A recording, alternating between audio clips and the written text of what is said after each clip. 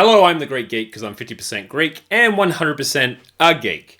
If Invasion of Astro Monster is the Avengers of the Godzilla Showa era of movies, then this one is the Avengers Endgame of the Showa era Godzilla movies. So much goes on. All of these monsters team up to take on one titular villain, King Ghidorah, in one final climactic battle. So let's get into it.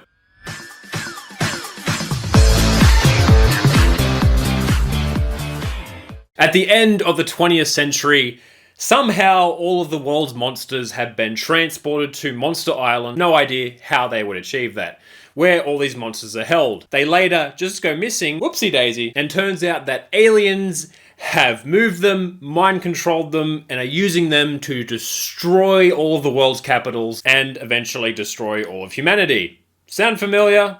It should, because that's essentially all of the aliens' motives in every single Godzilla movie. This was the last Godzilla movie that included the four fathers of Godzilla, or Godzilla Fathers as they are called. Like, we've got Tomoyuki Tanaka, who is the producer, Ishiro Honda, of course, which is the director, Akira Ifukube, he's done all the music, so many iconic themes, and Eiji, I'm going to butcher his name too, Shuburaya, who was a special effects organizer. But this movie, he only worked as an advisor, but he was still involved. So all four of these men were involved in the Godzilla movie, sometimes all of them, sometimes only a couple of them, but this was the last movie where all four of them were all included in the process of making this movie. And this is a fan favorite for a lot of people, myself included. I've watched this movie so many times. It was one of the first Godzilla movies I had on VHS tape, and it is a good time. So I'll dive right into the action for this one. It is absolutely glorious to see all of these different kaiju attacking all these different cities. You've got Godzilla attacking New York, Gorosaurus attacking Paris, Mothra attacking Beijing, etc, etc, etc. All these monsters attacking all of these capital cities, which is fantastic to see. Although Gorosaurus is burrowing out of ground, and that's not an ability he has, but apparently that was supposed to be Baragon, who does have a burrowing, digging ability, but they decided to change it, but still decided to have Gorosaurus digging. I have a hard time imagining Gorosaurus trying to dig with the tiny little stunty little arms that he has like a T-Rex. And the end fight scene, all of the monsters fighting against King Ghidorah, is a joy. It is fantastic to see. It is one of the most iconic fight scenes in all of Godzilla-dom. Even though it's Godzilla, Anguirus, and Gorosaurus doing most of the heavy lifting, where Manila does nothing but cheer and shoots one atomic ring to finish off King Ghidorah, and Kumonga and Mothra just shoot web, which does nothing. Varan just appears and does fucking nothing for the whole movie. But the fight scene I did enjoy, just with Gorosaurus constantly attacking and biting, Anguirus biting as well, showing how determined he can be, even when he gets lifted up into the ground, dropped, stomped on, repeatedly gets the shit beating out of him.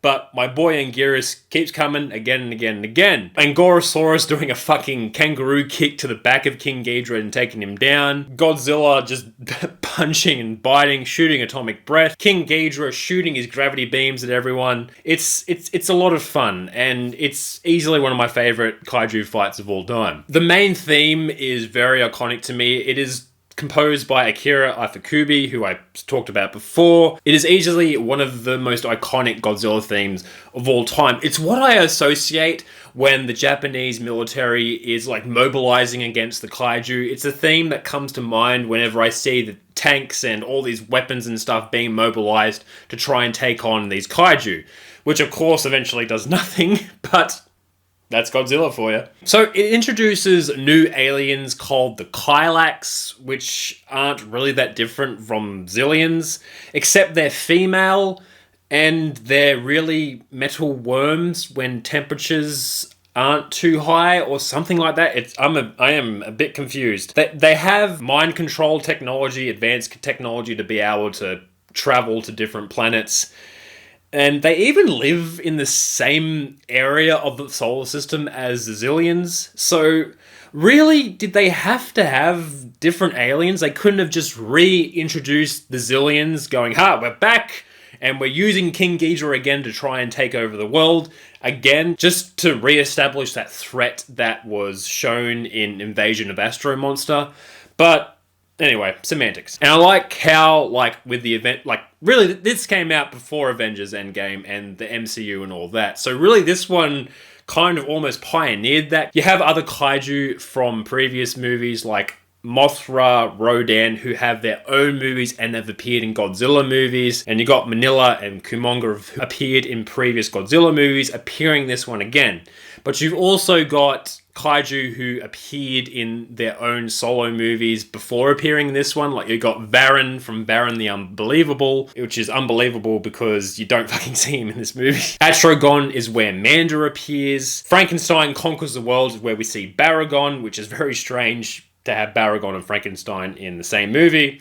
And King Kong Escapes has a Gorosaurus. So seeing these monsters have their own solo movies and then appear in this one, it's fantastic to see. And I just want to touch on as well that Manila seems to age slowly for some reason. In my previous review, Son of Godzilla, I talked about how Manila aged very quickly in the unconfirmed time gap between his birth and when he learns to use his atomic breath. But this one takes place at least 30 years after, and he's still in his his toddler stage, essentially. So I guess he takes forever to age. Who knows? I really have a great appreciation for the effort that goes into making these sets in miniatures. The last couple of movies were set on islands, so they didn't have to worry so much about building all of these miniatures and all that for an island. Don't need to worry about it. But they have so many capital cities from all over the world that the monsters destroy, and just monsters are destroying buildings and basically everything. So much effort would have had to have gone into building these little miniatures just to have them destroyed. So I really do appreciate that. So I can definitely recommend this Godzilla movie. The plot is a bit convoluted and there is a lot to try and figure out what's going on with these human characters and aliens. They do take the forefront of the story. I do like some aspects of human characters being mind controlled and then being taken out of control and trying to figure out what these aliens are up to. I like that, and really it's the kaiju fights that you want to see in this movie and them destroying all these world capitals. That's why I think this one has more of a cult following among Godzilla fans. It's not considered the best Godzilla movie by mainstream audiences, if mainstream audiences have even watched this one. But it is a fan favorite amongst many Godzilla fans, myself included. I have a lot of nostalgic memories of this movie. So I would highly recommend that you check this one out. It is a good time. So that was my review for Destroy All Monsters. If you enjoyed this review, I have a lot more coming on the way. If that sounds like it interests you and I impressed you enough with this review for you to hit that subscribe button, I would greatly appreciate it. If not, hope you got some entertainment out of this review, and I hope you have a nice day. And as always, thank you for listening to me ramble on about a movie for a few minutes. I really do appreciate it. Thank you again, and I'll catch you next time.